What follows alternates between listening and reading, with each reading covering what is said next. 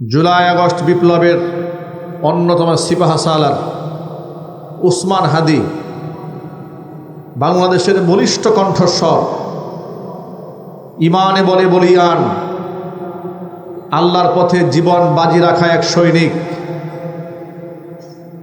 সত্যের ক্ষেত্রে এক আপোষহীন তরুণ এবং যুবকদের আইডল এবং আইকন, রাজনৈতিক মাঠে এক প্রতিবাদী কণ্ঠস্বর উসমান হাদিকে দিনের বেলায় প্রকাশ্য দিবালোকে মোটর সাইকেল করে তিনি অটোর মধ্যে যাচ্ছিলেন, মোটর সাইকেল থেকে দুজন আরোহী টার্গেট করে সরাসরি তার ব্রেইনকে টার্গেট করে গুলি মেরেছে। গুলি এক পাশ থেকে ঢুকে মাথা ছিদ্র হয়ে আরেক পাশ থেকে বের হয়ে গেছে। জুলাই আগস্ট বিপ্লবের অগ্র সেনানী যারা, যাদের অবদানে আজকে আমরা স্বাধীনভাবে কথা বলার সুযোগ পেয়েছি, কথা ঠিক না বেরিয়ে বলে, যে যত বড় কথাই বলুক না কেন, যারা আজকে অনেক বড় বড় কথা বলেন দেশ নিয়ে, সমাজ নিয়ে, তারা তো এই রাষ্ট্র জুলাই আগস্টের বিপ্লবে স্বাধীন হওয়ার আগ পর্যন্ত বিড়াল হয়েছিলেন, বিড়াল। হঠাৎ করে এখন সব বাঘ হয়ে গেছে, ঠিক না বেরিয়ে বলুন, সব বাঘ হয়ে গেছে। এই যে কোরআনের মাহফিলে আমরা বয়ান করতে বসেছি, আজকে কোরআন থেকে কথা বলছে, আমাদের কোনো ভয় হচ্ছে না। কিন্তু বিগত 16 বছর কোরআনের মঞ্চে উঠলে অন্তর দূর দূর করে কাঁপত। কারণ কি জানেন? স্টেজে ওঠার আগে এতগুলো নীতিমালা দিত আমাদের সামনে।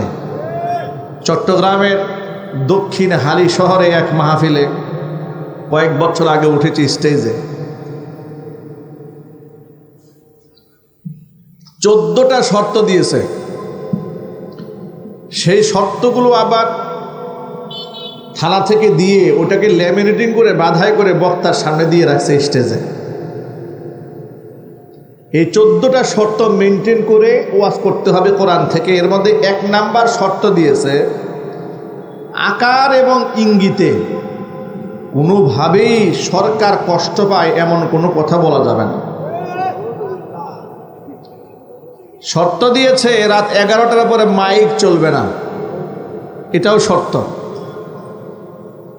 এমন শর্ত দিয়েছে, যদি যে সমস্ত শর্তগুলি দিয়েছে একটাও যদি লঙ্ঘিত হয়, তাহলে বক্তা এবং কর্তৃপক্ষ তারা উভয়ে মামলার আসামি হবে। এইভাবে আমাদেরকে কণ্ঠকে, টুটিকে চেপে রাখার চেষ্টা করা হয়েছে। জুলাই আগস্টের পরে আলহামদুলিল্লাহ এখন আমরা স্বাধীনভাবে আল্লাহর কোরআন বলার সুযোগ পেয়েছি।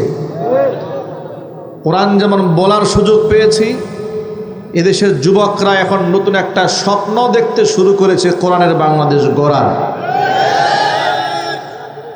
ঠিক না বেঠিক যদি বলেন? কোরআনময় জীবন গড়তে হবে। কোরআনময় রাষ্ট্র সমাজ যদি বিনির্মাণ করতে না পারি, আজকে উসমান হাদিগার গুলি খেয়েছে, কালকে আপনি খাবেন, পরশু আমি খাবো, তরশু আমার ভাই খাবে, গোটা বাংলাদেশ এক অনিরাপদ বাংলাদেশের দিকে চলে যাবে। কিন্তু এটা আমরা হতে দেব না ইনশাআল্লাহ। উসমান হাদি সহ অসংখ্য উলামারা এ রাষ্ট্রের জন্য, দেশের জন্য রক্ত দিয়েছে। তাদের রক্ত আমরা কি বৃথা হতে যেতে দেব? আরো জোরে বলতে, বৃথা যেতে দেব? আমরা এ রাষ্ট্রকে ব্যর্থ রাষ্ট্র হতে দেব না ইনশাআল্লাহ। চক্রান্তকারীদের বিরুদ্ধে আমরা রুখে দাঁড়াবো। আমরা চোখে চোখ রেখে কথা বলতে শিখেছি, আমরা গর্জন দিতে শিখেছি, আমরা ফাঁসির মঞ্চে উঠতে শিখেছি, বাতিলের সাথে আঘাত করতে শিখিনি। আজকে গভীর রজনীতে পাবনা আটঘরিয়া থেকে যুবকদের আমি কাছ থেকে স্বীকারোক্তি নিতে চাই, যদি আবারও একটা রক্ত সমুদ্র পানি দিয়ে দিন কায়েমের স্বপ্ন নিয়ে ঝাঁপিয়ে পড়তে হয়, আপনারা কি রাজি আছেন কিনা? আমি দৌড় দেখতে চাচ্ছি।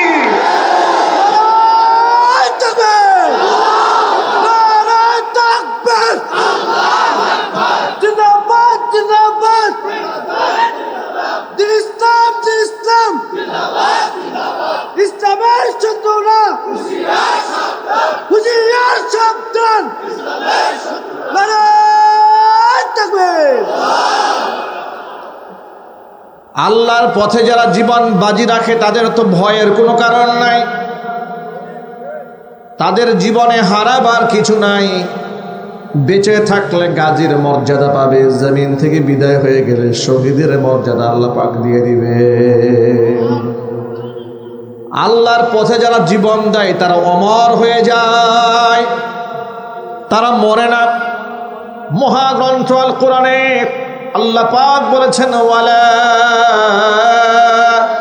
তাহসাবান্নাল্লাযীনা কুতিলু ফী সাবিলিল্লাহি আমওয়াতা বাল আহইয়াউন ইনদা রাব্বিহিম ইউরযাকুন। আমার আল্লাহ পাক বলেন, আমি আল্লাহর রাস্তায় যারা নিহত হয়েছে তাদেরকে মৃত্যুবরণ করেছে, এটা তোমরা ধারণাও করো না। তারা মৃত নয়, বাল আহইয়াউন, ওরা জিন্দা, ওরা জীবিত। ইনদা রাব্বিহিম ইউরযাকুন, তাদের রব আমি আল্লাহর কাছ থেকে তাদেরকে রিজিক সরবরাহ করা হয়। শহীদরা মরে যায় না, শহীদরা চিরঞ্জীব হয়ে যায়। জোরে জোরে বলেন সুবহানাল্লাহ। আয়াতটা নাযিল হওয়ার প্রেক্ষাপট কি? হুজুরের বিখ্যাত সাহাবী জাবের রাদিয়াল্লাহু তাআলা আনহু ইসলাম ধর্ম গ্রহণ করার পরে হযরত জাবের নবীজির সাথে এমন কোনো জিহাদ নাই যে শামিল হন নাই। সকল জিহাদের মধ্যে তিনি তার পারসেপশন ছিল, তিনি সকল জিহাদে উপস্থিত থেকেছেন, সম্মুখপানে লড়াই করেছেন। শুধুমাত্র কেবলমাত্র উহুদের ময়দানে হযরত জাবের যান নাই। ইতিহাসটা কি? হযরত জাবেরের পিতা আব্দুল্লাহ ইবনে আমর ইবনে হারাম রাদিয়াল্লাহু তাআলা আনহু 100 বছর বয়সী সাহাবী জাবেরকে ডেকে বলেন, জাবের, আমি বুড়ো হয়ে গেছি, আমার বয়স তো একেবারে জীবনের শেষ প্রান্তে, আমারও তো মনে চায় আল্লাহর রাস্তায় লড়তে, আল্লাহর রাস্তায় জীবন দিতে আমারও স্বপ্ন হয়। সাধারণত আল্লাহর নবী বৃদ্ধদেরকে জিহাদে নিতেন না, শিশুদেরকে আল্লাহর হাবিব জিহাদে এলাও করতেন না। কারণ জিহাদ করতে গেলে মর্দে মুজাহিদের প্রয়োজন, তারুণ্য প্রয়োজন, যুবকদের টকবকা রক্তের প্রয়োজন। ঠিক না বেটা? একজনে বলেন। এই জুলাই আগস্ট বিপ্লবে সম্মুখপানে আমার তরুণরা লড়াই করেছে। আমাদের তরুণ প্রজন্মের লোকেরা এইভাবে বুক চিতিয়ে দাঁড়িয়েছে। আবু সাইদ মুগ্ধের মতো টকবকে নওজওয়ানরা জীবন বাজি রেখে আমাদেরকে নতুন একটা বাংলাদেশ উপহার দিয়েছে। কোরআনের মাহফিল থেকে তাদের জন্য দোয়া করি, মহান আল্লাহ রাব্বুল আলামিন তাদেরকে শাহাদাতের সর্বোচ্চ মর্যাদা দান করুন। জোরে বলেন আমিন। আল্লাহর নবী সাল্লাল্লাহু আলাইহি ওয়াসাল্লাম সাধারণত বৃদ্ধদেরকে এলাও করতেন না, কিন্তু হযরতে জাবের রাদিয়াল্লাহু তাআলা আনহুর বাবা হযরতে আব্দুল্লাহ ইবনে আমর ইবনে হারাম আল্লাহ রসুলের কাছে নাসর বান্দার মতো আবদার জানায় বসলেন, নবীজি অবশ্যই আমি জিহাদে যেতে চাই, এটা আমার স্বপ্ন। তার ইসরার দেখে, পিরাপিরি দেখে, তার আগ্রহ দেখে আল্লাহর নবী তাকে জিহাদে যাওয়ার পারমিশন দিলেন। এবার আব্দুল্লাহ জাবেরের বাবা হযরত জাবেরকে দেখে বলেন, না জাবের, আমার ঘরে 9টা মেয়ে আছে, তোমার 9টা বোন আছে। এখন আমিও যদি জিহাদে যাই, তুমিও যদি যাও, মেয়েদের দেখভাল কে করবে? আমি যাচ্ছি জিহাদে, তোমার 9 বোনের দায়িত্ব আমি তোমার হাতে ন্যস্ত করলাম। সুবহানাল্লাহ বলে। যদি আল্লাহ আমাকে হায়াত দাস করে আমি ফিরে আসব, আর যদি আমাকে আল্লাহ পাক শহীদ হিসেবে কবুল করেন তো দুনিয়া থেকে তো আমি বিদায় হয়ে গেলাম। এই তোমার 9 বোনকে দেখার দায়িত্ব আমি তোমার উপর ন্যস্ত করলাম। জাবের রাদিয়াল্লাহু তাআলা আনহু পিতা রেখে যাওয়া আমানত 9 বোনের দায়িত্ব পালন করতে গিয়ে উহুদের ময়দানে তিনি যেতে পারেন নাই। এই একটা মাত্র জিহাদ যেখানে হযরত জাবের যেতে পারেন নাই ওজরের কারণে। তিনি থাকলেন এলাকায়, চলে গেলেন তার বাবা জিহাদের ময়দানে। উহুদের ময়দানে কুফফারদের সাথে রক্তক্ষয়ী সংঘর্ষ হলো। 70 জন সাহাবী শাহাদাত বরণ করলেন। আল্লাহর নবী নিজেও রক্তাক্ত হলেন, আহত হলেন, দান্দান মোবারক শহীদ হয়ে গেল। শয়তান গোটা জিহাদের ময়দানে মিথ্যাবাদ ছড়িয়ে দিয়েছে, কুতিলা মুহাম্মদ সাল্লাল্লাহু আলাইহি সাল্লাম নিহত হয়েছেন, তাকে শেষ করে দেওয়া হয়েছে, তিনি মারা গেছেন। এই সংবাদটা সাহাবীদের কানে পৌঁছে যাওয়ার পরে সাহাবায়ে কেরাম আরো দুর্বল হয়ে গিয়েছিলেন। হাতে গোনা কয়েকজন সাহাবী মনোবল শক্ত রেখে আল্লাহর নবীকে পাহারাদারি করেছেন। আহত আল্লাহর হাবিব সাল্লাল্লাহু আলাইহি সাল্লামকে সাহাবায়ে কেরাম কাঁধে ভর করে করে উহুদের ময়দানের উহুদ পাহাড়ের একটা প্রান্ত সীমানায় গিয়ে আশ্রয় দিয়েছেন। হুজুরের চোখের সামনে হযরত তালহা রাদিয়াল্লাহু তাআলা আনহু দাঁড়িয়ে গিয়েছিলেন। আল্লাহর নবী রক্তাক্ত অবস্থায় উম্মতের অবস্থা পর্যবেক্ষণ করার জন্য বারবার মাথা উঁচু করে দেখার চেষ্টা করছিলেন। তালহা রাদিয়াল্লাহু তাআলা আনহু সামনে দাঁড়িয়ে বারবার নবীকে বলছেন, আল্লাহর হাবিব মাথা উঁচু করবেন না, বৃষ্টির মতো তীর আসতেছে, একটা তীর যদি আপনার গায়ে লেগে যায় আমি তালহা কিয়ামতের ময়দানে এই চেহারা নিয়ে রবের সামনে দাঁড়াতে সাহস পাবো না। নবী করিম সাল্লাল্লাহু আলাইহি সাল্লামকে সান্ত্বনা দিয়ে তালহা দাঁড়িয়ে থাকলেন। একজন মানুষের গায়ে 70টারও বেশি আঘাত লেগেছে, কিন্তু নবীজির গায়ে একটা আঘাত তিনি লাগতে দেন নাই। জোরে জোরে বলেন সুবহানাল্লাহ। মদিনাতুল মুনাওয়ারা পর্যন্ত আওয়াজ পৌঁছে গেছে মুহাম্মদ সাল্লাল্লাহু আলাইহি সাল্লামকে হত্যা করা হয়েছে। মদিনার মহিলারা পর্যন্ত ঘর থেকে রাস্তায় বের হয়ে গেছেন, পাগলপাড়া হয়ে গেছেন।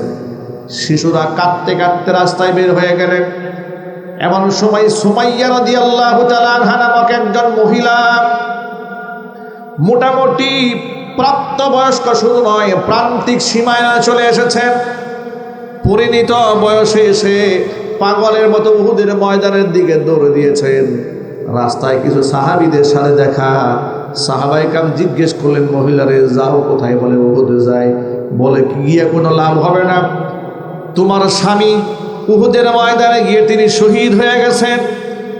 মহিলা বলে, স্বামী শহীদ হয়েছে নাকি সে কথা জানতে চাই না, শুধু জানতে চাই আল্লাহর নবী কেমন আছেন। মহিলা আবারও সামনের দিকে দৌড়াচ্ছে। কিছু দূর যাওয়ার পরে সাহাবীদের এক কাফেলার সাথে দেখা হলো। মহিলা যাও কোথায়? বলে উহুদে যাই, গিয়ে তো কোনো লাভ নাই, তোমার যে সন্তান উহুদের ময়দানে মুজাহিদের ভূমিকা পালন করেছে, সন্তান আল্লাহর পথে শহীদ। মহিলা বলে সন্তান শহীদ হয়েছে নাকি শুনতে চায় না, আগে শুধু এটাই জানতে চায় আল্লাহর নবী কেমন আছেন। মহিলা আরো সামনে এগোলেন। এবার কিছু লোকেরা বলে, মহিলা কোথায় যাও? বলে উহুদে যায়, গিয়া কোনো লাভ নাই, তোমার যে ভাই জিহাদের ময়দানে গিয়েছে সেটা শহীদ হয়ে গেছে।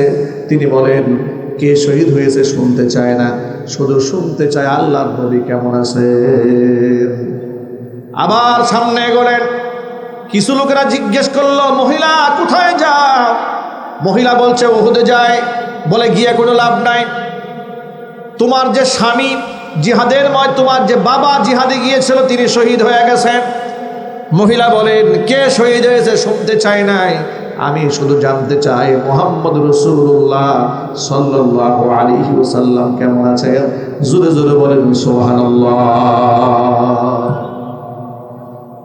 এরপরে মহিলা আবার উহুদের দিকে যেতে আছে।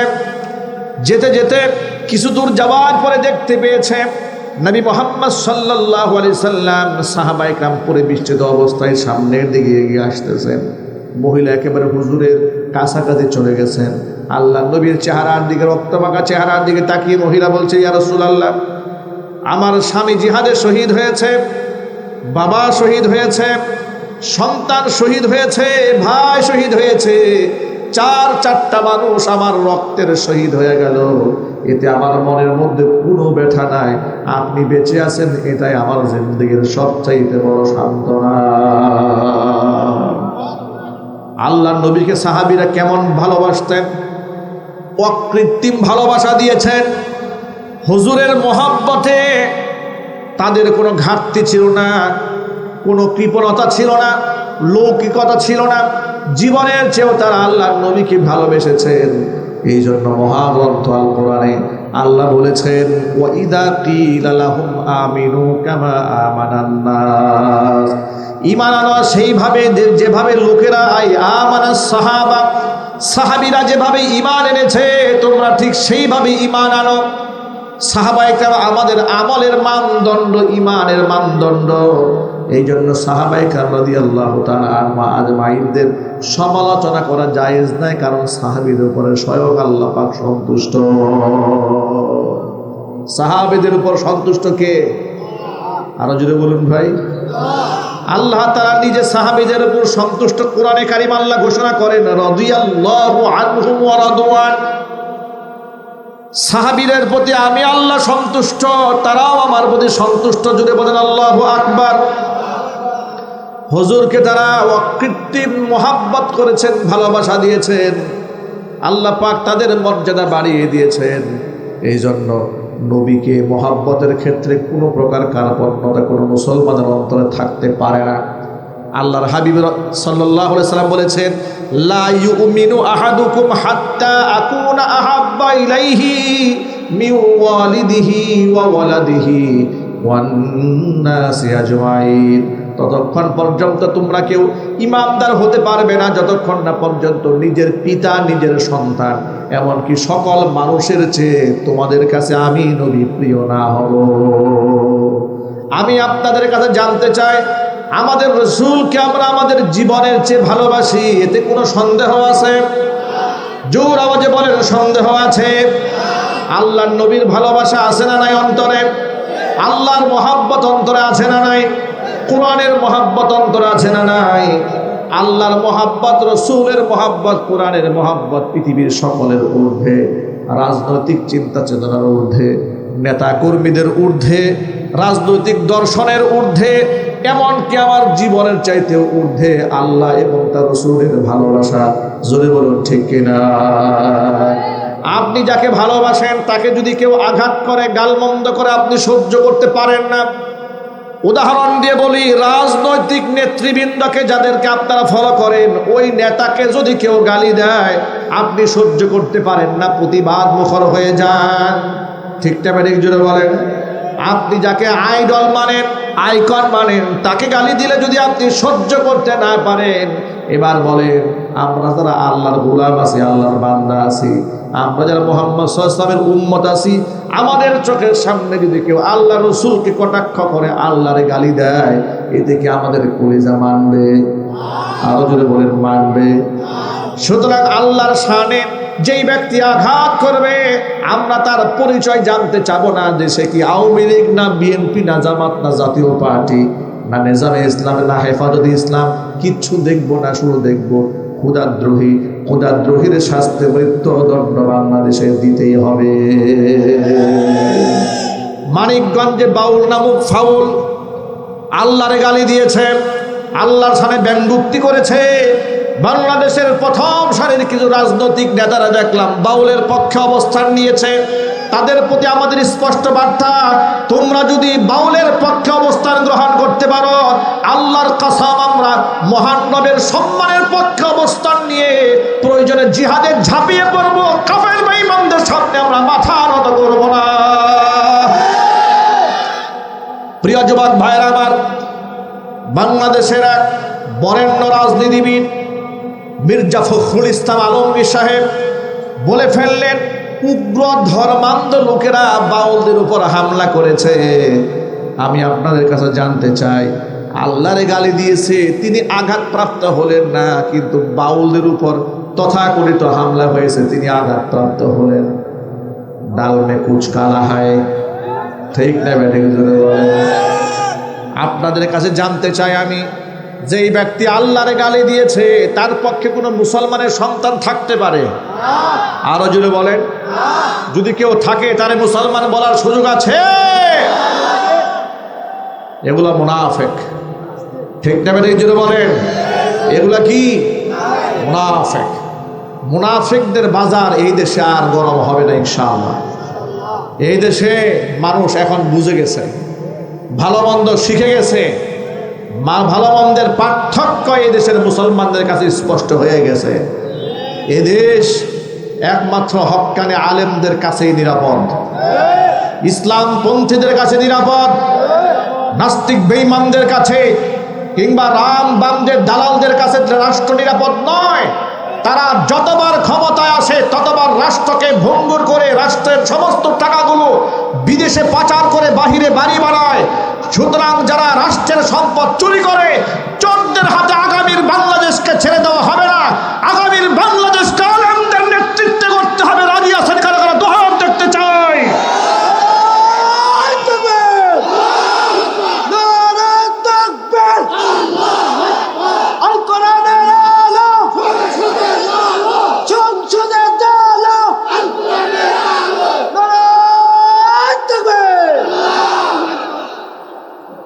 আমার প্রিয় যুবক ভাইরা, মা বোনেরা, ঐক্যবদ্ধ হয়ে যান। ভয়ের কোনো কারণ নাই। কোরআনে কারীম আমাদেরকে সান্ত্বনার বাণী শুনিয়েছেন, ওয়ালা তাহিনু ওয়ালা তাহজানু ওয়া আনতুমুল আ'লাউনা ইন কুনতুম মুমিনিন। ব্যথিত হওয়ার কোনো কারণ নাই, হীনমন্যতায় ভোগার কোনো কারণ নাই। দুর্বল হইও না, হীনমন্যতায় ভোগো না, তোমরাই বিজয়ী হবে। শর্ত শুধু একটা, ইন কুনতুম মুমিনিন, যদি তোমরা ঈমানদার হতে পারো। সুতরাং ভাইরা আমার, দুনিয়ার সকল ক্ষেত্রে কম্প্রোমাইজ করতে পারবো, ঈমানি দাবির ক্ষেত্রে কম্প্রোমাইজ করা যাবে না। ঈমানের উপর অবিচল থাকার দরকার আছে না নাই? জোরে বলেন।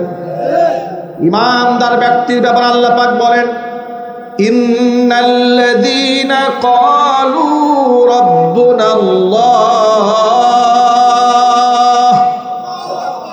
সুম্মা ইসতাকামু তাতানাজ্জালু আলাইহিমুল মালায়েকা আল্লা তাখাফু ওয়ালা তাহজানু وأبشروا بالجنة التي كنتم توعدون। নিশ্চয় যারা বলে আমাদের রব আল্লাহ, আমাদের রবকে জোরে আওয়াজে বলেন, শুধু আল্লাহ আমাদের রব, এ কথা বলেই তারা ক্ষান্ত হয় না। সুম্মা ইসতাকামু, এই দাবির উপর তারা অবিচল থাকে, অটল থাকে। এই মানুষগুলো যখন দুনিয়া থেকে বিদায় হয়ে যাবে, তাতানাজ্জালু আলাইহিমুল মালায়েকা, তার কাছে কাতারে কাতারে ফেরেশতা নাজিল হবে। মৃত্যুর সময় পাশে থেকে তাকে সান্ত্বনার বাণী শোনাবে, তাকে বলবে আল্লাহ তাখাফু ওয়ালা তাহজানু, তোমাদের কোনো ভয় নাই, কোনো দুঃখ নাই। ওয়া আবশিরু বিল জান্নাতিল্লাতী কুনতুম তুআদুন, ওই জান্নাতের সুসংবাদ গ্রহণ করো যেই জান্নাতের ওয়াদা তোমাদের সাথে করা হয়েছে। ইন্তিকালের আগ মুহূর্তে অসংখ্য রহমতের ফেরেশতারা, আল্লাহর পথের যাত্রী ঈমানদার বান্দা যারা, তাদেরকে জান্নাতের সুসংবাদ দিয়ে দিবেন। জোরে বলেন সুবহানাল্লাহ। এখন আমরা ঈমানের উপর অবিচল থাকতে গেলে ঈমান কাকে বলে সেই পরিচয়টা জানার দরকার আছে না নাই? সাধারণ মুসলমানরা অনেকেও বুঝে না ঈমান কাকে বলে। অনেকে মনে করে সুদ খাইলেও ঈমান ঠিক থাকে, ঘুষ খাইলেও ঈমান ঠিক থাকে, মিথ্যা কথা বললেও ঈমান ঠিক থাকে। এমনকি দুঃখজনকভাবে আজকে আমাদের বলতে হয়, এই সমাজের মধ্যে অনেক মুসলমান আছে কুফরি করার পরেও নিজেকে ঈমানদার দাবি করে। তার একটা বড় উদাহরণ হচ্ছে বেগম রুকিয়াকে নিয়ে বাংলাদেশে এক তুলকালাম কাণ্ড চলতেছে। বেগম রুকিয়া নাকি নারী জাতির অগ্রগতির দূত, জাগরণের দূত। সেই হিসেবে বেগম রুকিয়াকে আমাদের ছোট্টবেলা থেকে আমাদের বই পুস্তকে আমরা সেভাবে পড়েছি। অথচ এই বেগম রুকিয়াকে 1880 খ্রিস্টাব্দে যার জন্ম, 1932 সালে যার ইন্তেকাল, এই সময়টার মধ্যে সে বিবাহ বন্ধনে আবদ্ধ হয়েছিল ব্রিটিশ শাসনামলে। ব্রিটিশ এক সরকারি আমলা তার সাথে তার বিবাহ বন্ধনে আবদ্ধ হয়। সে নারী অধিকার নিয়ে কাজ করেছে। তার মাথার থিমটা ছিল, তার চিন্তা চেতনা ছিল যে পুরুষতান্ত্রিক সমাজে পুরুষদের অধীনে নারীরা থাকবে, তা হবে না। বরং নারীরা আলাদা এক জগৎ নিয়ে নিজস্ব অধিকার নিয়ে লড়াই করবে। তারা কারো কোনো পুরুষের অধীনে থাকবে না। জোরে কর নাউজুবিল্লাহ। আমি আপনাদেরকে জিজ্ঞেস করতে চাই, আমার মা বোনেরা স্বামীর অধীনে থাকবে, ভাইয়ের অধীনে থাকবে, বাবার অধীনে থাকবে, এর মধ্যে সম্মান আছে না নাই? বিবাহের আগ পর্যন্ত থাকবে বাবার অধীনে, বিবাহের পরে থাকবে স্বামীর অধীনে, স্বামী মারা গেলে থাকবে সন্তানের অধীনে, সন্তান না থাকলে ভাইদের অধীনে। কথা বলতে হবে, ঠিক টাইমে ঠিক। এক কথায় পুরুষ গার্জিয়ানের তত্ত্বাবধান ছাড়া পৃথিবীতে নারীর কোনো নিরাপত্তা আছে? একটু চিৎকার দিয়ে বলে। এখন এই বেগম রুকিয়ার যে কথাটা, এই বক্তব্য যে কোরআন বিরোধী একটা আয়াত শোনায়। আল্লাহ তাআলা মহাগ্রন্থ আল কোরআনে বলেছেন, আর রিজালু কাওয়ামুনা আলান নিসা, পুরুষরা নারীদের উপর কর্তৃত্বশীল, মানে দায়িত্বশীল। নারী আর পুরুষের দায়িত্বের ব্যাপারটা আমি একটা এক্সাম্পল দিলে খুব সহজে বুঝতে পারবেন। ভাইরা, আপনাদের এলাকায় সাইকেল আছে? আছে না ভাই? সাইকেলের মধ্যে দুইটা পার্ট থাকে চাকার ভেতরে, একটা হচ্ছে টায়ার আর একটা হচ্ছে টিউব, ঠিক না ভাই? ঠিক। টিউব থাকে ভেতরে, টায়ার থাকে বাহিরে। টায়ারটা থাকে শক্ত, টিউবটা সফট। সফট হলেও ভেতরকার শক্তি দিয়া যদি শক্তিশালী টায়ারটাকে সাপোর্ট না দেয়, তাহলে এই টায়ার আর চলবে না। আবার টায়ার যে দায়িত্বটা পালন করে, ভিতরকার সেই কোমলমতি টিউবটাকে শত কাটার আঘাত থেকে, তার কাটার খুঁচা থেকে, ইটকোনার আঘাত থেকে, সমস্ত আঘাত থেকে সেই টিউবটাকে রক্ষা করে, ঠিক না ভাই? ঠিক। একজনকার ভিতরকার প্রাঞ্জল শক্তি, আরেকজনের বাহিরে শক্তিশালী সাপোর্ট, উভয়ের সমন্বয়ে রিংটাকে অক্ষত রেখে চাকাটা সামনের দিকে চলে। নারী আর পুরুষকে মহান আল্লাহ রব্বুল আলামিন এভাবে নারীদেরকে দুর্বল করে সৃষ্টি করলেও পুরুষকে ইন্সপায়ার করার জন্য, উৎসাহ দেওয়ার জন্য, ঘরের আভ্যন্তরীণ ভেতর থেকে পুরুষকে মানসিক শক্তি যোগায় দেওয়ার জন্য মহান আল্লাহ রব্বুল আলামিন আমার মা বোনদেরকে টিউবের ভূমিকায় রেখেছেন। আর পুরুষদেরকে শক্তিশালী টায়ার বানিয়ে এই মা বোনদেরকে রক্ষার দায়িত্ব দিয়েছেন, যাতে করে কোনো সমাজের লম্পট, বদমাশ, ধর্ষক তার স্ত্রী, তার কন্যা, তার বোনের গায়ে আঘাত দিতে না পারে, ঠিক না ভাই? জুড়ে বলেন। এখন এই টিউব যদি বলে থাকবো না কো বদ্ধ করে, দেখবো এবার জগৎটাকে, টায়ার তুমি সরো, কি বলেন? এই টিউব ঘুরতে পারবে? এক ঘুরান দেওয়ার সাথে সাথেই ফুস, ঠিক না ভাই? জুড়ে বলেন। এবার পৃথিবীর ইতিহাস তাকান, পুরুষের নিয়ন্ত্রণ ছেড়ে নারী যেখানে একাকিত্বে চলতে গেছে, সেখানে লাঞ্ছিত হয়েছে, অপমানিত হয়েছে, ধর্ষণের শিকার হয়েছে, ইফটিজিংয়ের শিকার হয়েছে। তসলিমা নাসরিনের থিমটা কি? তসলিমা নাসরিন এই কথাই বলে যে পুরুষতান্ত্রিক সমাজ আমরা চাই না, আমরা এই সমাজ ভেঙে দিয়ে নারী অধিকার প্রতিষ্ঠা করব। বেগম রুকিয়া এই কাজটা করেছে, ইসলামের পর্দা পুশিতার ব্যাপারে মারাত্মক বিশুদ্ধার করেছে। এমনকি এমন মন্তব্য করেছে যে নারীদেরকে পুরুষদের করায়ত্ত এবং অধীনস্থ রাখার জন্য কিছু ধান্দাবাজ লোকেরা ঐশী কিতাবের নামে মানুষের কাছে মিথ্যা এবং প্রতারণা করেছে। নাউজুবিল্লাহ পড়েন। একটু বোঝার চেষ্টা করেন, এই কথাটা বলেছে নবীদের শানে বিয়াদবি করেছে। নবীরা কি ধান্দাবাজি করেছেন? একটু জোরে বলেন। এই যে কিতাব, এটা কার বাণী? আরো জোরে বলেন। এটা নাকি ঐশী বাণীর নামে নবীরা নাকি ধান্দাবাজি করেছে পুরুষদের করায়ত্ত করে নারীদেরকে রাখার জন্য। এই কথা যদি কোনো মহিলা বলে তার ঈমান থাকে, তাহলে বেগম রুকিয়ারে মুসলমান বলা যায়? যে মহিলাকে মুসলমানই বলা যায় না, সেই মহিলাকে আমাদের নারী জাতির জন্য আইকন, আইডল বলে প্রমাণ করার যে নিকৃষ্ট প্রচেষ্টা বাংলাদেশে চলছে, আমরা তার তীব্র নিন্দা জানাই। আমরা বলি বেগম রুকিয়া আমাদের মা বোনদের আইকন নয়, আইডল নয়। আমার মা বোনদের আইডল হচ্ছে মা খাদিজাতুল কুবরা রাদিয়াল্লাহু তাআলা। আমার মা বোনদের আইডল হচ্ছে উম্মুল মুমিনিন মা আয়েশা সিদ্দিকা রাদিয়াল্লাহু তাআলা আনহা। আমার মা বোনদের আইডল হচ্ছে, আইডল এবং মডেল হচ্ছে জান্নাতি রমণীদের সর্দারিনী ফাতিমাতুজ জাহরা রাদিয়াল্লাহু তাআলা আনহা, ঠিক না? ঠিক।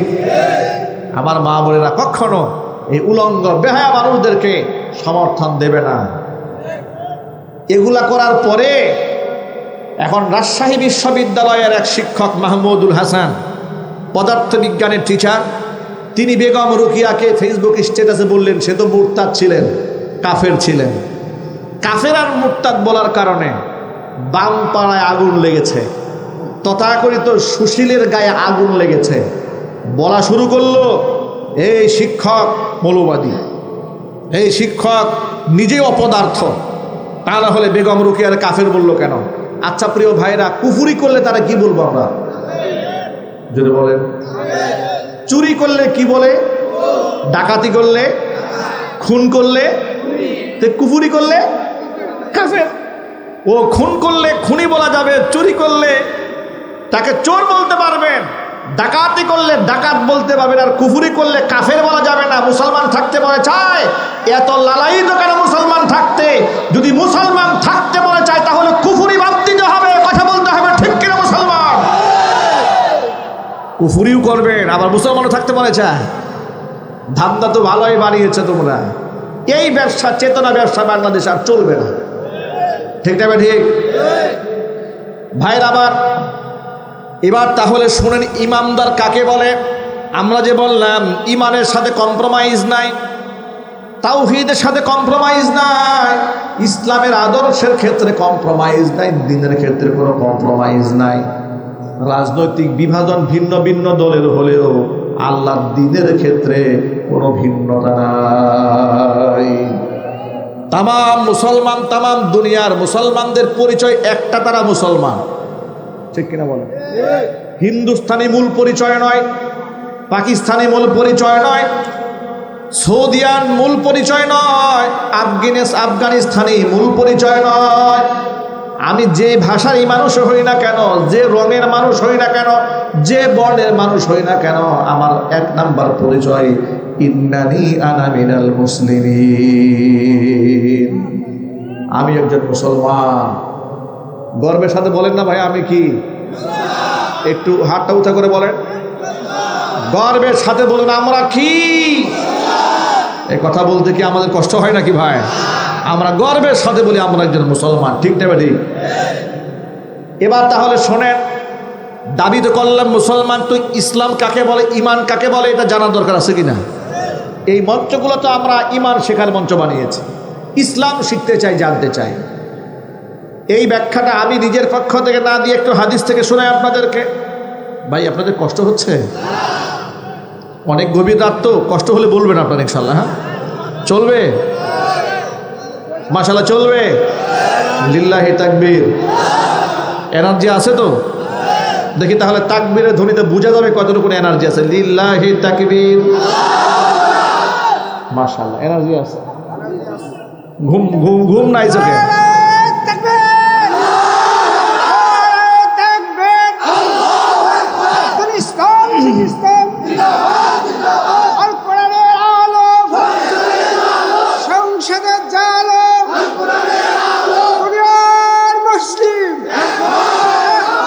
মাশাআল্লাহ, তো বৃদ্ধ সিংহ জাগ্রত হয়েছে। কি বলেন যুবকেরা? বৃদ্ধ সিংহের গর্জনে তো পুরো এলাকা কাঁপতেছে। আর জওয়ানরা যদি গর্জন দেয় তাহলে তো আর দেশে নাস্তিক একটা থাকতে পারবে না, ঠিক না? ঠিক। তাহলে এখন আমরা হাদিস থেকে ইমানটা একটু শিখে নেই। عن عمر بن الخطاب رضي الله تعالى عنه أنه قال بينما نحن جلوس عند رسول الله صلى الله عليه وسلم, ওমর ইবনুল খাত্তাব রাদিয়াল্লাহু তাআলা আনহু বলেছেন, কোনো একদিন আমরা নবীজি সাল্লাল্লাহু আলাইহি ওয়াসাল্লামের পাশে বসা ছিলাম। ইদ তালা আলাইনা রাজুলুন শাদীদু বায়াদিস সিয়াব, এমন সময় জনৈক ব্যক্তি এলো আমাদের মাঝে, ধবধবে সাদা পোশাক পরিহিত অবস্থায় এসেছে। শাদীদু বায়াদিস সিয়াবি শাদীদু সাওয়াদিস শারি, কুচকুচে কালো চুল বিশিষ্ট। ফাজালাসা ফাআসনাদা রুকবাতাইহি ইলা রুকবাতাইহি ওয়া ওয়াদাআ কাফাইহি আলা ফাখিজাইহি। হুজুরে পাক সাল্লাল্লাহু আলাইহি ওয়াসাল্লামের পাশে বসে হুজুরের উরুর সাথে উরু এরকম লাগিয়ে বসেছেন। কথা বুঝতে পারতেছেন তো? আবার বলি, উমর বলেন আমরা রসুলের পাশে বসে আছি, হঠাৎ করে এক ব্যক্তি এলো, এসে রসুলের পাশে বসেছে। হুজুরের হাঁটুর সাথে হাঁটু মিলিয়ে বসেছে, নিজের দুই হাতের তালু উরুর উপর রেখেছে, আর জামাটা গায়ের একদম ধবধবে সাদা, মাথার চুলগুলো কুচকুচে কালো। কিন্তু অবাক করা বিষয় হচ্ছে লা ইয়ারিফুহু আহাদুম মিন্না, আমরা কেউ তারা চিনি না। কাছের মানুষ হলে তো চিনতে পারতাম, আবার যে বলবো তিনি অনেক দূর থেকে এসেছেন, অপরিচিত কেউ, তারও কোনো আলামত নাই। লা ইউরা আলাইহি আসারু সাফার, তার উপরে সফরের কোনো চিহ্নই নাই, কোনো আলামত নাই। অবাক হয়ে গেলাম, রসুলের মুখোমুখি বসেছে, হাঁটুর সাথে হাঁটু লাগাইয়া বসেছেন। এবার হুজুরকে প্রশ্ন করে বলতেছেন, ইয়া মুহাম্মদ, হে মুহাম্মদ, কুল, হে মুহাম্মদ, আখবিরনি আনিল ইসলাম। ও মুহাম্মদ সাল্লাল্লাহু আলাইহি সাল্লাম, আপনি আমাকে ইসলামের ব্যাখ্যা শোনান, ইসলাম কি জিনিস? নবীজি সাল্লাল্লাহু আলাইহি সাল্লাম উত্তর দিচ্ছেন, ইসলাম হচ্ছে আনতা শাহাদা আল্লাহ ইলাহা ইল্লাল্লাহ ওয়া আন্না মুহাম্মাদার রাসূলুল্লাহ ওয়া তুকিমাস সালাহ ওয়া তুতিয়াজ যাকাত ওয়া তাসুমা রমাদান ওয়া তাহুজ্জাল বাইতা ইন ইসতাতা'তা ইলাইহি সাবিলা। ইসলামের ব্যাখ্যা জানতে চাও? তাহলে শোনো, ইসলামের ব্যাখ্যা হচ্ছে এ কথার সাক্ষ্য দেওয়া আল্লাহ ছাড়া কোনো মাবুদ নাই, মুহাম্মদ সাল্লাল্লাহু আলাইহি সাল্লাম আল্লাহ পাকের রাসূল। এরপরে তুমি নামাজ কায়েম করবে, এরপরে তুমি যাকাত দেবে, রমজান মাসে রোজা রাখবে, সামর্থ্য যদি থাকে তাহলে তুমি বাইতুল্লাহ হজ করতে যাবে। এটার নাম হলো ইসলাম। প্রশ্নের জবাব শোনার পরে প্রশ্নকারী বললেন, সদাক্তা, আপনি সঠিক উত্তর দিয়েছেন। হযরত ওমর বলেন, ফাআজিবনা আলাহ, আমরা অবাক হয়ে গেলাম। ইয়াসআলুহু ওয়া ইউসাদ্দিকুহু, নিজে প্রশ্ন করছে আবার সত্যায়ন করছে। এবার আবার প্রশ্ন করলেন, তাহলে এবার বলেন তো, ফাআখবিরনি আনিল ঈমান, ইসলামের ব্যাখ্যা তো পেলাম, এবার আপনি ঈমানের ব্যাখ্যা বলেন, ঈমান কি জিনিস? নবী করিম সাল্লাল্লাহু আলাইহি সাল্লাম বললেন, ঈমান হচ্ছে আন তুমিনা বিল্লাহি ওয়া মালাইকাতিহি ওয়া কুতুবিহি ওয়া রুসুলিহি ওয়াল ইয়াউমিল আখিরি ওয়াল কদরি খাইরিহি ওয়া শাররিহি মিনাল্লাহি তাআলা। আল্লাহর নবী বলেন, ঈমানের ব্যাখ্যা শোনো, ঈমান হলো আল্লাহর উপর তুমি বিশ্বাস স্থাপন করবে, বিশ্বাস স্থাপন করবে আল্লাহর নাজিলকৃত কিতাব সমূহের উপরে, প্রেরিত রাসূলগণের উপর ঈমান আনবে, ফেরেশতাদের উপর ঈমান আনবে, পরকালের উপর ঈমান আনবে, এবং এই কথার উপর ঈমান আনবে ভালো মন্দের ফয়সালা একমাত্র আল্লাহর পক্ষ থেকেই হয়। আপনারা বলেন তো ভাই, ভালো মন্দের ফয়সালা কার পক্ষ থেকে হয়? আল্লাহ। এই উত্তর শোনার পরে তিনি বললেন, সদাক্তা, সঠিক উত্তর দিয়েছেন। হযরত ওমর বলেন, কি আশ্চর্য কথা, তিনি নিজে প্রশ্ন করেন, আবার উত্তর দেওয়ার পরে আবার সত্যায়ন করে বলে, আপনি সঠিক বলছেন। দুইটা প্রশ্ন শেষ হলো। এবার বলছেন, তাহলে এবার তৃতীয় নম্বর প্রশ্নের জবাব দেন। তৃতীয় নম্বর প্রশ্নটা কি? ফাআখবিরনি আনিল ইহসান, ইহসান সম্পর্কে বলেন তো, ইহসান কাকে বলে?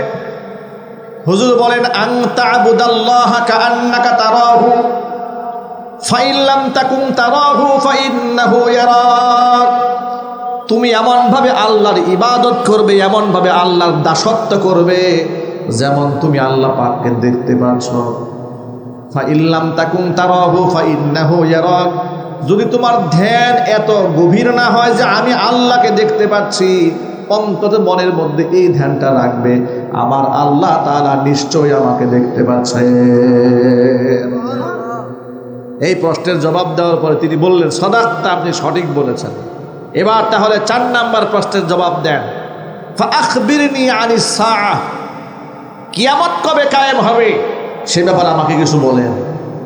রাসূল বললেন, মাল মাসউলু আনহা বিআ'লামা মিনাস সাইল, এই ব্যাপারে প্রশ্নকারীর চেয়ে যাকে প্রশ্ন করা হয়েছে তিনি অধিক অবগত নন। মানে আপনি যেমন জানেন না কিয়ামত কবে কায়েম হবে, আমি রাসূলও জানি না। তিনি বললেন, ফাআখবিরনি আন আমারাতিহা, যদি কিয়ামত কবে কায়েম হবে দিনক্ষণ বলতে না পারেন তাহলে কিছু আলামত বলেন। আল্লাহর নবী এবার আলামত বললেন। আলামতটা খুব গভীর মনোযোগ সহকারে শোনেন। হুজুর বলেন কিয়ামতের আলামত হচ্ছে আন তালিদাল আমাতু রাব্বাতাহা ওয়া আন তারাল হুফাতাল উরাতাল আলাতা রিআ আস-সাই ইয়াতাতাওয়ালুনা ফিল বুনিয়ান আও কামা ক্বালা আলাইহিস সালাতু ওয়াস সালাম। নবীজি সাল্লাল্লাহু আলাইহি ওয়াসাল্লাম জবাবের মধ্যে বলেছেন কিয়ামতের আলামত হচ্ছে দাসী তার মনিবকে জন্ম দেবে।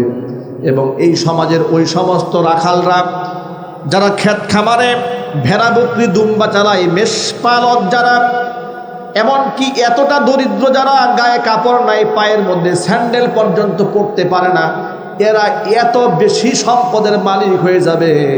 এরা উঁচু উঁচু বিল্ডিং নির্মাণ করবে, কম্পিটিশন করবে কার চেয়ে কে বড় ইমারত বানায়। সুবহানাল্লাহ। আলামত দুনিয়াতে আছে না নাই? দুইটা ব্যাখ্যা। আনতালিদাল আমাতু রাব্বাতাহা, দাসী মুনিবকে জন্ম দেবে। এ কথার মানেটা কি? মুহাদ্দিসরা বলেছেন এ কথার ব্যাখ্যা হলো এত বেশি অবাধ্য সন্তান জন্ম নেবে সমাজে, সন্তানটা এত বেশি অবাধ্য হবে, বিয়ারা হবে, বাবা মার সাথে আচরণ করবে মনে হবে কোনো মালিক তার দাস দাসীর সাথে ব্যবহার করছে। আজকে চিত্রগুলো দেখেন, সন্তানেরা বাবার সাথে কি আচরণ করে।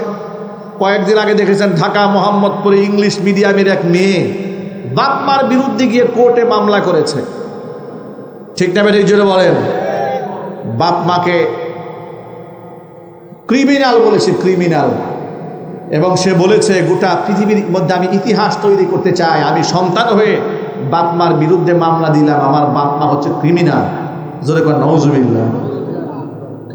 আমি যদি আপনাদের প্রশ্ন করি একটু উত্তর দেন তো, সন্তান হয়ে কি বাপ মার বিচার করা যায়? যদি বলেন আল্লাহর কসম, কুরআন আমার সামনে চ্যালেঞ্জ করে বলতে পারি, আল্লাহর কসম, আল্লাহর কসম, বাপ মা যদি কাফের হয়, বাপ মা যদি বেঈমান হয়, বাপ মা যদি মুশরিক হয়, বাপ মা যদি নাউজুবিল্লাহি মিন যালিক চরিত্রহীন লম্পট বদমাশ হয়, একজন সন্তান হিসেবে বাবা মা তার কাছে শুধুই বাবা মা। বিচার করার অধিকার নাই আপনার।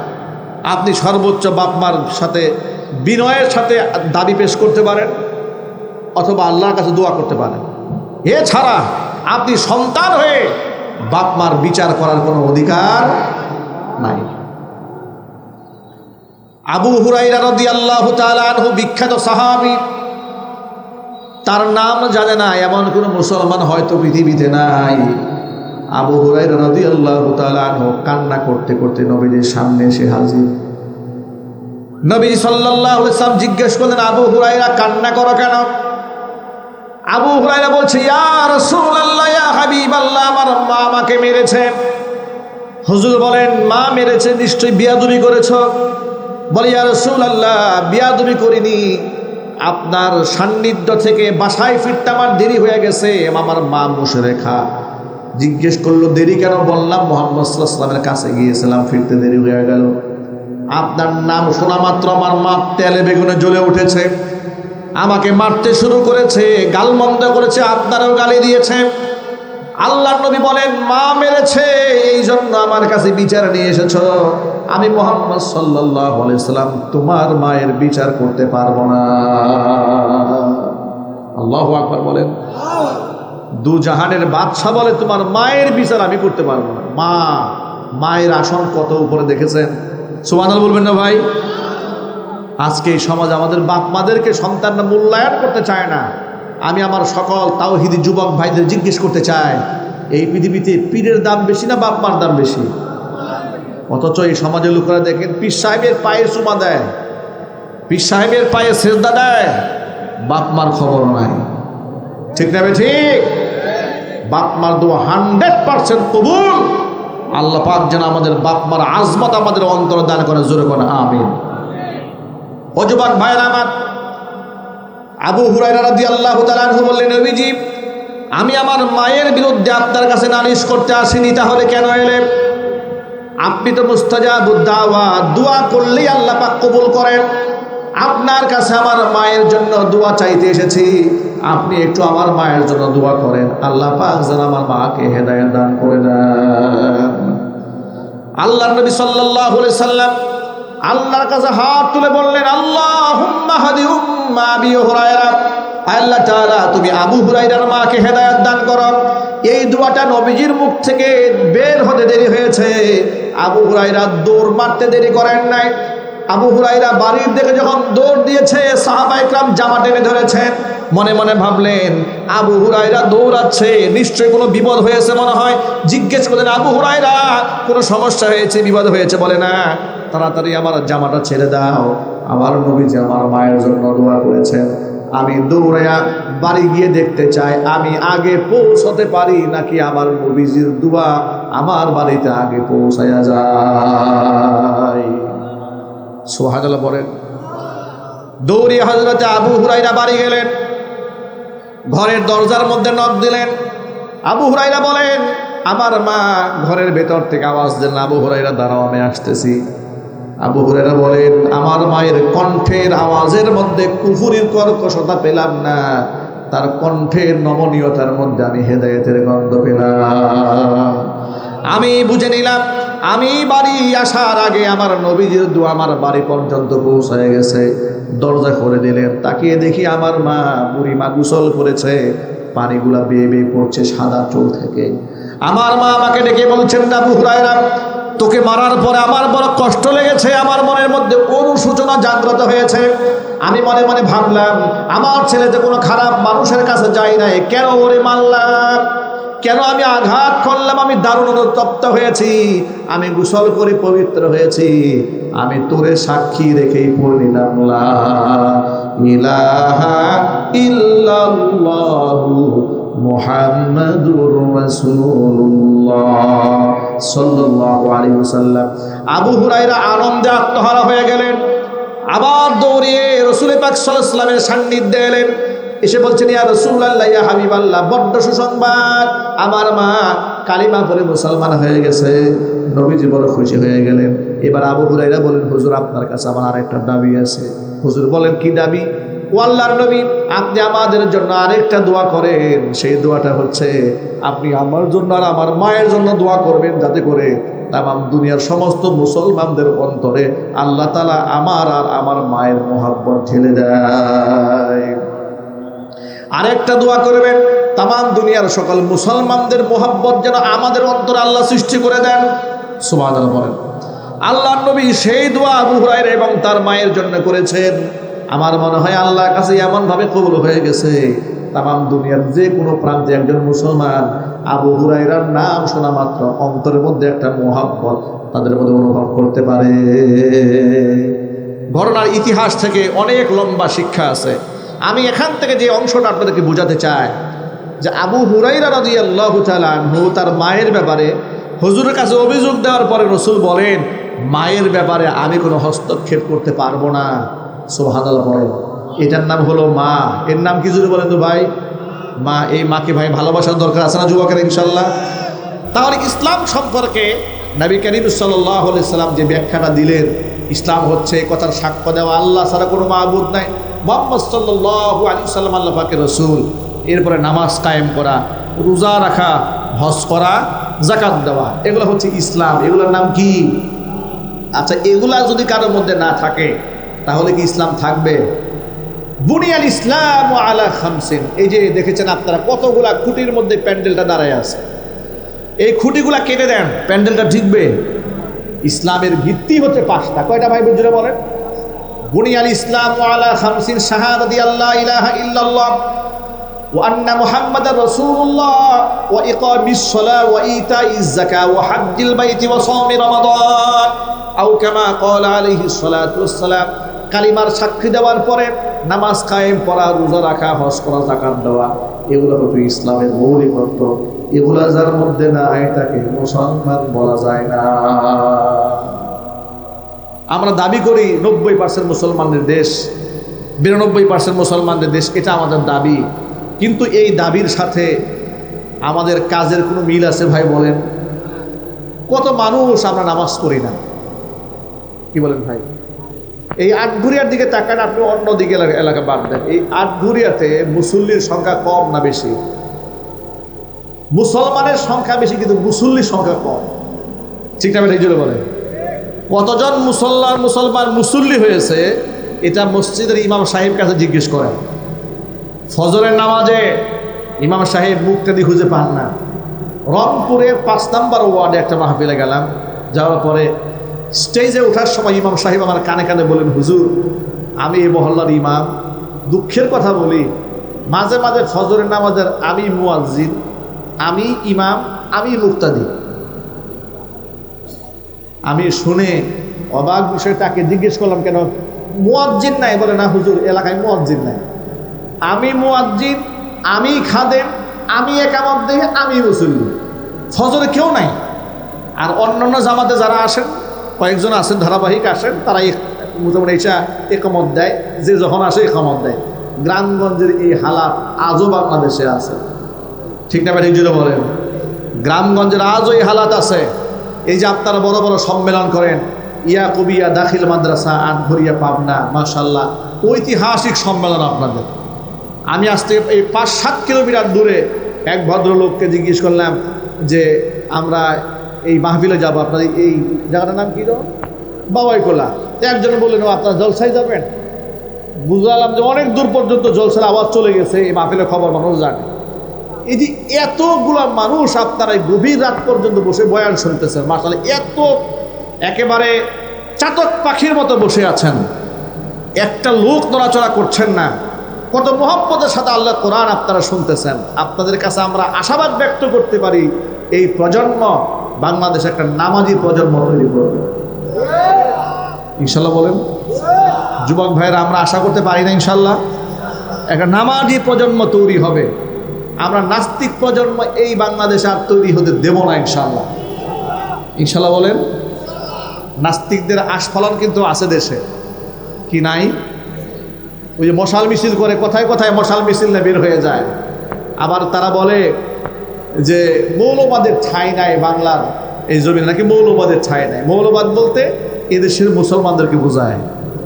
হিন্দুস্থান থেকে আমদানি করা কোনো শব্দ বাংলাদেশে আর চলবে না, একদম পরিষ্কার। আমাদেরকে তোমরা পাকিস্তানি বলে গালি দাও, আমরা পাকিস্তানি নই, আমরা বাংলাদেশি, ঠিক না? ঠিক। এই দেশের আলেমরা জেল খেটেছে, জরিমানা দিয়েছে, ফাঁসির মঞ্চেও গেছে, কিন্তু পাকিস্তানে গিয়ে কেউ আশ্রয় নেয় নাই। আলেমদেরকে যারা পাকিস্তানি বলে গালি দিয়েছে ওরা হিন্দুস্তানি। কথা বলে না কেন? আলেমদেরকে পাকিস্তানি বলে যারা গালি দিয়েছে ওরা কি? ওরা হিন্দুস্তানি, ওরা নরেন্দ্র মোদীর দালাল, ঠিক না ঠিক যেটা বলেন? নরেন্দ্র মোদীর দালাল না, নরেন্দ্র মোদীর কুলে গিয়ে বসে আছে। এরপরেও বাংলাদেশটাকে শান্তিতে থাকতে দিচ্ছে না, শুধু দেশ নিয়ে চক্রান্ত, দেশের মানুষ নিয়ে চক্রান্ত। এক একজনকে টার্গেট করছে, বাজে কথা বলছে, আবার বলছে আমার কি অপরাধ? ওনার কোনো অপরাধ নাই। কি বলেন আপনারা? ওনার কোনো অপরাধ নাই, উনি ফেরেশতা, একটা মাসুম পাওয়া গেছে। কি বলেন? আমি আপনাদেরকে জিজ্ঞেস করতে চাই, স্বৈরাচারী খনি হাসিনার ফাঁসি হোক আপনারা চান? ফাঁসির রশি তার জন্য ঝুলতেছে। যারা বলে যে আপা আবার আসবে, এগুলা কি খায় আমার বুঝে আসে না। এগুলার মাথায় যে কি এটা আমার বুঝে আসে না। এরা আচ্ছা আপনি বলেন, যদি আপনি জানেন যে ওই জায়গায় গেলে আপনার পিটাবে, আপনি যাবেন? যদি বলেন যাবেন, যারা এই দেশের মানুষকে ভালোবাসে না, এই দেশের মানুষের কাছ থেকে শুধু প্রতিশোধ গ্রহণ করতে চায়, তারা কোনোদিন এই দেশে আর আসবে না। আর এই দেশে যদি তারা আসে, তাদের জন্য ফাঁসির মঞ্চ রেডি আছে ইনশাআল্লাহ, ঠিক না ঠিক যুবক ভাইরা?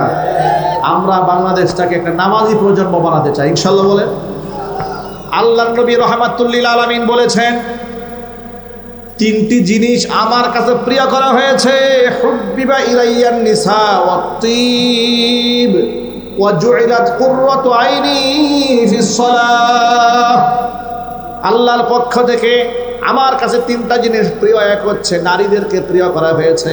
নারীদেরকে তোমরা গালি দিও না, নারীদেরকে তুচ্ছ মনে করো না, ব্যঙ্গ বিদ্রুপ করো না, নারীদেরকে গালি দিও না, তার কারণ আমি মুহাম্মদ সাল্লাল্লাহু আলাইহি ওয়াসাল্লাম কন্যাদের পিতা।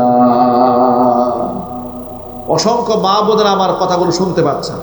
আমি আমার মা বোনদেরকে বলি, মায়েরা বোনেরা, আল্লাহ তাআলা আপনাকে রানীর মর্যাদা দিয়েছেন, আল্লাহর নবী পৃথিবীর সর্বশ্রেষ্ঠ মর্যাদা আপনার প্রতিষ্ঠিত করেছে। জোরে করে আল্লাহু আকবার। আল্লাহ রাসূল বলেছেন, আল জান্নাতু তাহতা আকদামিল উম্মাহাত, মায়ের পায়ের নিচে সন্তানের জান্নাত। ঠিক না ভাই? ঠিক। আমি তো জানি না পাবো কি পাবো না, আল্লাহ তোমার দেয়া সেরা জান্নাত।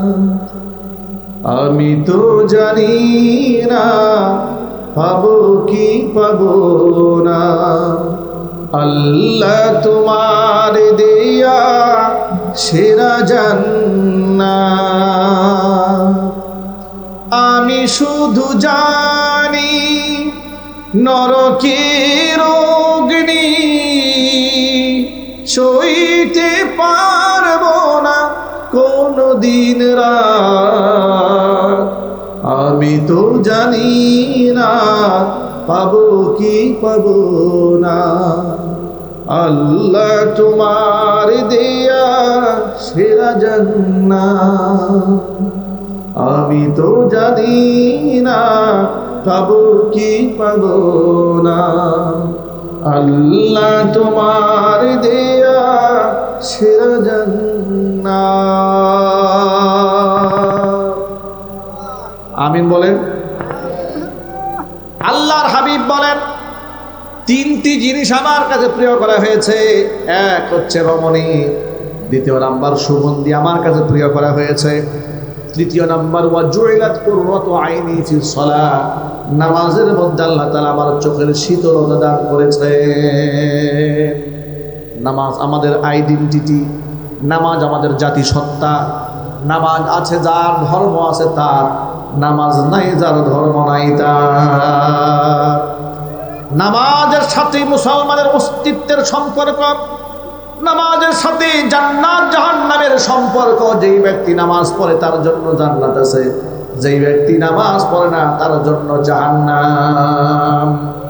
নবী করিম সাল্লাল্লাহু আলাইহি সাল্লাম বলেছেন, নিজের মেয়ের জামাই হযরত আলীকে ডাকতে বলেছেন, না আলী, সালাসুন লা তুআখিরহা, ওয়ালি, তিনটা কাজে বিলম্ব করা যাবে না। এক নাম্বার হচ্ছে সালাতু ইযা আনাত, নামাজের ওয়াক্ত হয়ে গেলে নামাজে বিলম্ব করা যাবে না।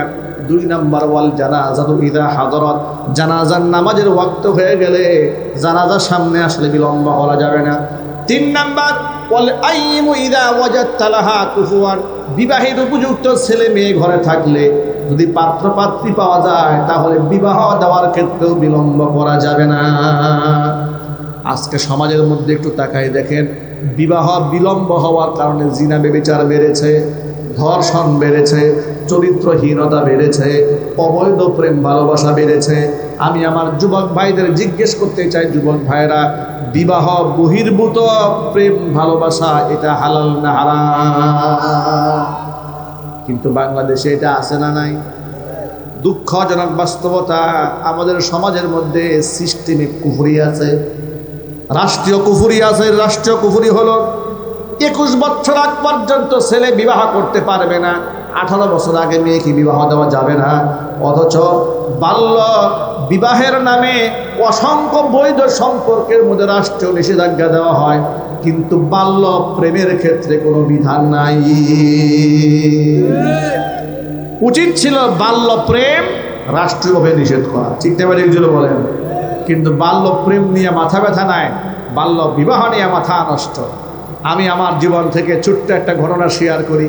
আমার খুব মোহব্বতের এক ভাই একদিন আমার কাছে এলেন, এসে বললেন, হুজুর, আমি আপনার প্রচণ্ড ভক্ত, আপনার উপর আমার ব্যাপক আস্থা, আপনার কাছে এসেছি একটা তাবিজের জন্য। আমি বললাম, ভাই, আমি তো তাবিজের ব্যবসা করি না, কি হয়েছে আমাকে বলেন। তিনি বললেন, হুজুর, কিসের আওয়াজ? ও, খিচুড়ি রান্না হচ্ছে, তাবারুক আছে, মাশাআল্লাহ, মহিষ আছে। আচ্ছা, যাই হোক, আল্লাহ বারাকা দান করুক। ভাই আমার, আমি বললাম, ভাই কিসের জন্য তাবিজ সেটা আগে বলেন। তিনি বললেন, আমার একটা মাত্র ছেলে রাত 2টা বাজে 3টা বাজে বাড়ি আসতে চায় না, অনেক সময় রাত্রে আসেও না, বন্ধু বান্ধবদের আড্ডায় থাকে। এমন একটা তাবিজ দেন ছেলে যেন সবসময় আমাদের কথা শুনে, আমাদের কথায় উঠে, আমাদের কথায় বসে। আমি তারে বললাম, আমার খুব ঘনিষ্ঠ, আমি বললাম ভাই আপনি এক কাজ করেন, আপনার ছেলেকে দেখে শুনে একটা বিবাহ করাই দেন। আমাকে বলে হুজুর এটা কোনো কথা বলেন আপনি? আমার ছেলের মাত্র 21 বছর হয়েছে, ওর একটা ক্যারিয়ার আছে না, ইউনিভার্সিটি পড়াশোনা করলে বিবাহ করাই দিলে কি লেখাপড়া করবে নাকি? আমি বললাম কত মানুষ বিবাহ করার পরে লেখাপড়া করছে, পিএইচডি করছে, ডক্টরেট করছে, দেন না বিবাহ করায়, দেখবেন সব ঠিক হয়ে গেছে। তিনি বলেন না, আপনার এই কথাটা খুব একটা পছন্দ হলো না। আমি বললাম এই কথাটা বাড়িতে গিয়ে ছেলের মার সাথে একটু পরামর্শ করে দেখেন, যে মাদানী হুজুরের কাছে তাবিজ চেয়েছিলাম, তাবিজ না দিয়ে কথা বলে দিয়েছে।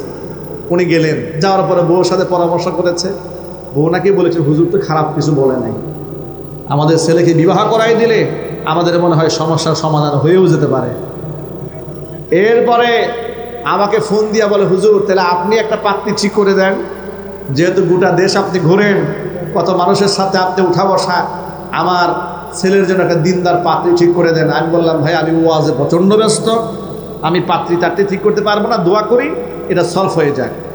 1 সপ্তাহের ব্যবধানে কোথার থেকে পরিচিত এক পাত্রী পেয়ে গেছে আত্মীয়র মধ্যে। এবার আমাকে ফোনে বলে হুজুর পাত্রী তো ঠিক হয়ে গেছে, ইমার্জেন্সি বিবাহ হয়ে যাবে, আপনি বিবাহ করাবেন। আমি বললাম ভাই আমি ওয়াজ বাদ দিয়ে বিবাহ করাতে পারবো না, আমি দোয়া করে দেব, আপনারা বিয়ে পড়ান, দোয়া হয়ে যায়।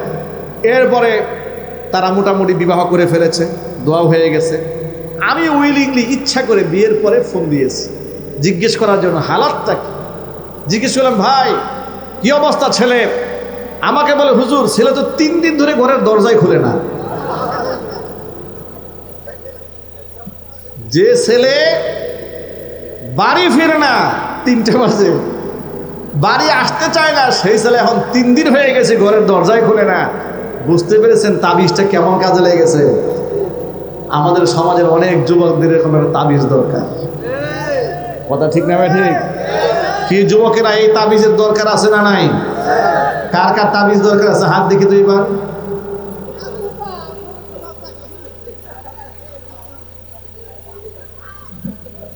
এই তাবিজ বড় কার্যকর তাবিজ, ঠিক না ভাই? ঠিক।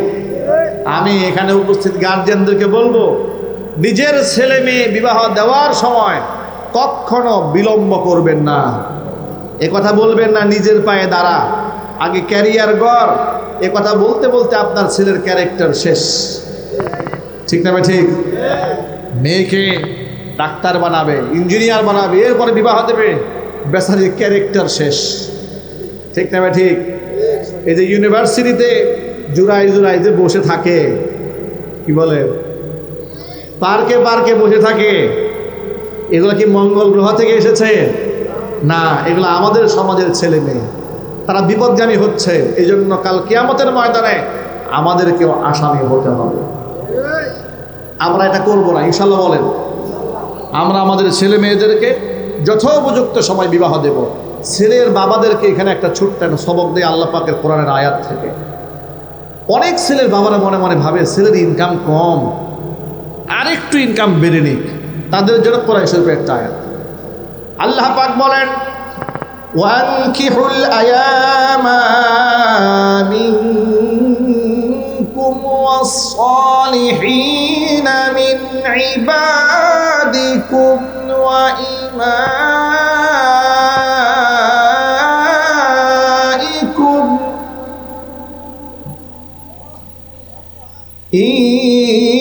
ইয়াকুনু ফুকারা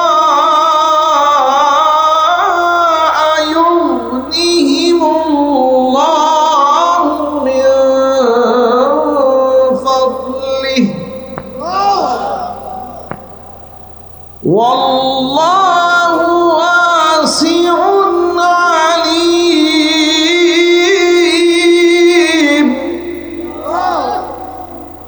আল্লাহ পাক বলেন ওয়ানকিহুল আয়ামা মিনকুম ওয়াস-সালিহিনা মিন ইবাদিকুম ওয়া ইমাইকুম, তোমরা তোমাদের ওই সমস্ত মেয়েদেরকে বিবাহ দিয়ে দাও, তোমাদের ছেলেদেরকে বিবাহ করিয়ে দাও, অবিবাহিত ছেলে মেয়েদের বিবাহের বন্দোবস্ত করো, তোমাদের অধীনস্থ দাস দাসীদের বিবাহ করিয়ে দাও। ইয়াকুনু ফুকারা, যদি এরা দরিদ্রও থাকে ইউগনিহিমুল্লাহু মিন ফাদলিহি, বিবাহের বদৌলতে আমি আল্লাহ এদেরকে ধনী বানিয়ে দেব। বিবাহ করলে কে ধনী বানাবেন? আল্লাহর ওয়াদা কি মিথ্যা হয়? তাহলে আপনি কিসের ভয় পাচ্ছেন? বিবাহ করলে ইনকাম বাড়াই দেবেন আল্লাহ পাক। বিশ্বাস করেন, পৃথিবীতে যত প্রতিষ্ঠিত মানুষ আছে তারা বিবাহের পরেই প্রতিষ্ঠিত হয়েছে। বিবাহের পরে মানুষ দায়িত্বশীল হয়। নবী করিম সাল্লাল্লাহু আলাইহি ওয়াসাল্লাম বিবাহের ফজিলত বর্ণনা করতে গিয়ে বলেন, আন-নিকাহু মিন সুন্নতি ফামান রাগিবা আনহু ফালাইসা মিন্নি। বিবাহ আমি নবীর সুন্নত, যে বিবাহ থেকে মুখ ফিরিয়ে নেয় সেই ব্যক্তি আমি মুহাম্মদ সাল্লাল্লাহু আলাইহি ওয়াসাল্লামের উম্মতের অন্তর্ভুক্ত নয়। অন্য একটা হাদিসের মধ্যে হুজুর বলেন, আন-নিকাহু নিসফুল ঈমান, বিবাহ হচ্ছে ঈমানের অর্ধেক। এই যে শীতের কাল, বিবাহের মৌসুম যাচ্ছে, যুবকরা একা একা আর থাকা ঠিক হবে না, ঠিক না ভাই? ঠিক। আল্লাহ পাক গার্জিয়ানদেরকে বুঝার তৌফিক দান করেন। বিবাহ করলে লজ্জাস্থানের হেফাজত হবে, চোখেরও হেফাজত হবে। জিনা ব্যভিচার থেকে আল্লাহ পাক বাঁচায় দেবেন। আল্লাহ পাক যেন আমার যুবক ভাইদেরকে তড়িৎ গতিতে সিদ্ধান্ত নেওয়ার তৌফিক দান করেন। আর বিবাহ করার সময় দিনদার, ইমামদার, তাকওয়াবান খুঁজবেন। ছেলেরাও দিনদার মেয়ে খুঁজবে, মেয়েরাও দিনদার ছেলে খুঁজবেন। আমার এক মুসল্লি বাড়ি রংপুরে আমাকে ফোন দিয়ে বলে, হুজুর জুমার নামাজে আপনার বয়ান শুনে মুখে দাড়ি রেখেছি, তো বাবা মা বিবাহ করাবে বাড়ি এসেছি, 3টা পাত্রী দেখেছি, 3ও জায়গার থেকে আওয়াজ এসেছে, ছেলে তো দেখতে শুনতে ভালোই, দাড়িটা কামাইলে একটু জোয়ান জোয়ান লাগতো, তা আমি কি দাড়ি কামাতে পারবো নাকি? আমি বললাম যে ভাই, আপনি দাড়ি রেখেছেন আল্লাহর সন্তুষ্টির জন্য, রাসূল পাক সাল্লাল্লাহু আলাইহি ওয়াসাল্লামের সুন্নাহ ধারণ করেছেন। মনে রাখবেন, যে মেয়ে আপনার দাড়ি পছন্দ করে না, আল্লাহর কসম সেই মেয়ের চরিত্র ভালো নয়। ঠিক না? ঠিক। যে মেয়ে আপনার দাড়ি পছন্দ করে না, দাড়ি কামাইতে বলে, আপনি বুঝে নেন দাড়ি কামাই না করে কোনো ব্যক্তির সাথে এর ভালো একটা সম্পর্ক আছে। ঠিক কিনা বলেন? তা না হলে আপনার দাড়ি কামাইতে বলে কেন? রাসূল পাক সাল্লাল্লাহু আলাইহি ওয়াসাল্লামের গুরুত্বপূর্ণ সুন্নাহ আহকামাতের দিক থেকে ফুকাহায়ে কেরাম ওয়াজিব বলেছেন দাড়ি রাখাটাকে, দাড়ি কামাইতে বলে। আপনি নিশ্চিত থাকেন, আপনি দাড়ির উপর, সুন্নতের উপর অটল থাকেন, আল্লাহ তাআলা এর থেকে পবিত্র স্ত্রী আপনাকে উপহার দেবে। বাংলা ভাষায় প্রচলিত কথা আছে, রাজার সাথে রানী, কানার সাথে কানি। ইমানদারের সাথে আল্লাহ পাক ইমানদার জুটাইয়া দেবে। যুবকেরা, এই জন্য ইমানদার পেতে হলে নিজেকে ইমানদার আগে হতে হবে। আমাকে অনেক সময় যুবকেরা বলে, হুজুর আপনার বয়ান শুনি তো, আমার জন্য একবার হাত মোজা পরা, পা মোজা পরা ইমানদার একটা পাত্রী দেখবেন।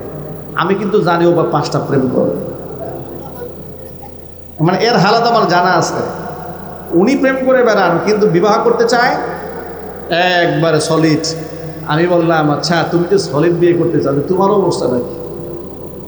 বলে, হুজুর এটা আসলে একটা বিশ্ববিদ্যালয়ে পড়ি তো, টাইম পাস করি আর কি। আমি বললাম, তুমি 5টার সাথে টাইম পাস করো, তোমার কপালে যেটা আসবে উনি 10টার সাথে পিএইচডি করে আসছে। ঠিক না? ঠিক ছিল বলেন? তুমি যেমন কর্মের হবে তোমার সাথে মিলবেও কিন্তু ওই রকম। সুতরাং নিজেকে আগে ভালো হতে হবে। আল্লাহ পাক যেন আমাদের গুনাহগুলো মাফ করে দেন। জোরে কোন আমিন। ভাইরা আমার, ইমানদার ব্যক্তি যদি গুনাহ হয়েও যায়, খাস দিলে যদি তওবা করে, মহান আল্লাহ পাক তাদেরকে মাফ করে দেন। নবীজি সাল্লাল্লাহু আলাইহি ওয়াসাল্লাম বলেছেন, আত-তাইবু মিনাজ যামবি কামান লা যামবা লা। কোন ব্যক্তি যখন তওবা করে, আমল নামায় এমন হয়ে যায় যেন আমল নামার মধ্যে কোনো গুনাহ নাই। নবীজি সাল্লাল্লাহু আলাইহি ওয়াসাল্লাম বলেছেন, কুল্লু বানি আদম খাত্তাউন ওয়া খায়রুল খাত্তাইনা তাওয়াবুন। প্রত্যেকটা আদম সন্তান ভুল করে, আর সমস্ত ভুলকারী মানুষের মধ্যে শ্রেষ্ঠ তারা যারা তওবা করে ফিরে আসে।